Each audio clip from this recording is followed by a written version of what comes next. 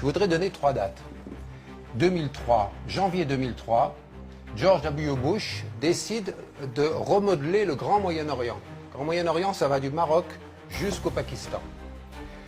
Et il attaque l'Irak, avec les arguments que vous connaissez, dont on sait maintenant qu'ils étaient bidons. Il n'y avait pas d'armes de destruction massive. 2006, 19 décembre 2006, Time Magazine, qui n'est pas un journal pro-russe, à ma connaissance, publie un rapport secret sur la Syrie dans le viseur de Bush. 2006, c'est-à-dire 5 ans avant les printemps arabes. Et il est expliqué comment et pourquoi le gouvernement des États-Unis va soutenir les opposants et renverser le gouvernement d'Assad.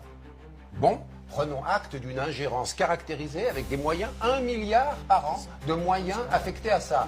Et puis, troisième date, 2011, le Grand Moyen-Orient, on continue à le charcuter. Cette fois, c'est la Libye qui tombe, c'est les Français et les Britanniques qui se mettent en première ligne. Et dans cette même période, on commence un nouveau programme sur la Syrie, du côté des États-Unis, pour armer les combattants.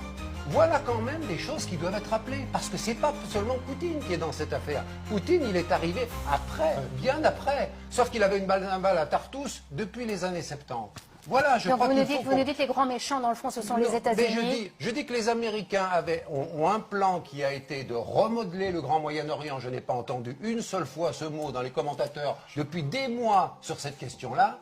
Et ce projet, c'est un projet de prise du pouvoir et de faire tomber tous les États qui étaient bassistes, indépendants, tortionnaires, on est d'accord, mais avec un chaos beaucoup plus grand depuis qu'on a dégommé Assad, dégommé Kadhafi et qu'on essaye de dégommer Bachar, on a effectivement beaucoup plus de morts et beaucoup plus de réfugiés et beaucoup plus de drames humains. Voilà le résultat. Donc il faut quand même que vous soyez cohérents avec vos postulats de départ. Est-ce que vous soutenez ce projet-là, ce dessin-là, ou est-ce que vous considérez, comme moi je le considère, que toutes les ingérences ont été négatives?